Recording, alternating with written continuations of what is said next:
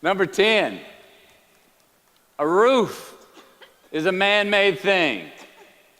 This may cut a little close to the bone since the geography, but I think we all were there and we'll all remember where we were. But in January the 3rd, 1993, it was the NFL playoffs, and your Houston Oilers were playing the Buffalo Bills. The Oilers were up 28-3 at halftime, 35-3 early in the third. Frank Reich and the Bills come back to win 41-38 in overtime for one of the greatest comebacks in NFL history. Yeah, the Bills won, but they didn't really beat the Oilers. The Oilers lost that game. They beat themselves. Y'all remember that, huh? Why? Why'd they beat themselves? Or how? Was it because at halftime they put a ceiling, a roof, a limit on their belief in themselves, aka the prevent defense? Or maybe they started thinking about the next opponent in the playoffs at halftime. I mean, they were up. Then they came out and played on their heels, lost the mental edge the entire second half, and voila, they lost.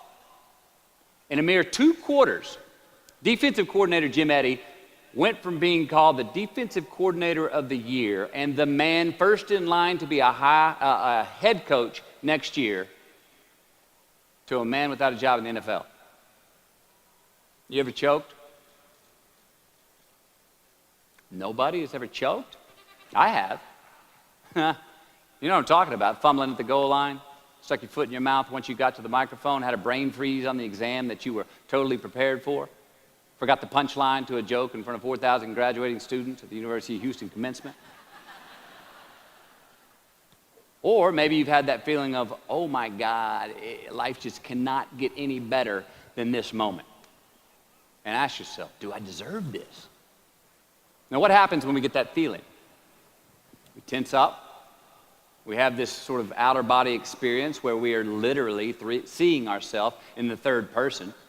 And we realize that the moment just got bigger than us. You ever felt that way? I have. And it's because we have created a fictitious ceiling, a roof, to our expectations of ourselves. A limit where we think it's all too good to be true. But it's not. And it's not our right to say or believe it is. We shouldn't create these restrictions on ourselves. A blue ribbon, a statue, a score, a great idea, the love of our life, a euphoric bliss. Who are we to think that we don't deserve or haven't earned these gifts when we get them? It's not our right. But if we stay in process, all right, within ourselves, in the joy of the doing, we will never choke at the finish line. Why? Because we aren't thinking of the finish line. Because we're not looking at the clock. We're not watching ourselves on the Jumbotron performing the very act that we're in the middle of.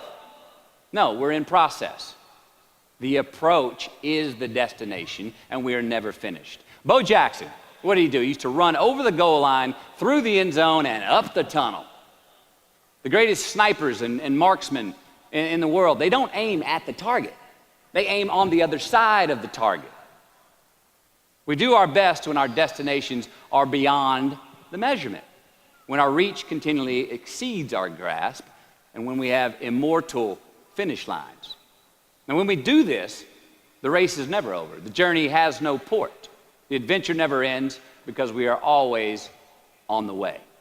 So do this, and let somebody else come up and tap you on the shoulder and say, hey, you scored. Let them run up and tap you on the shoulder and say, man, you won. Let them come tell you, you can go home now. Let them say, I love you too. Let them say, thank you. Take the lid off the man-made roofs that we put above ourselves and always play like an underdog. Here we go.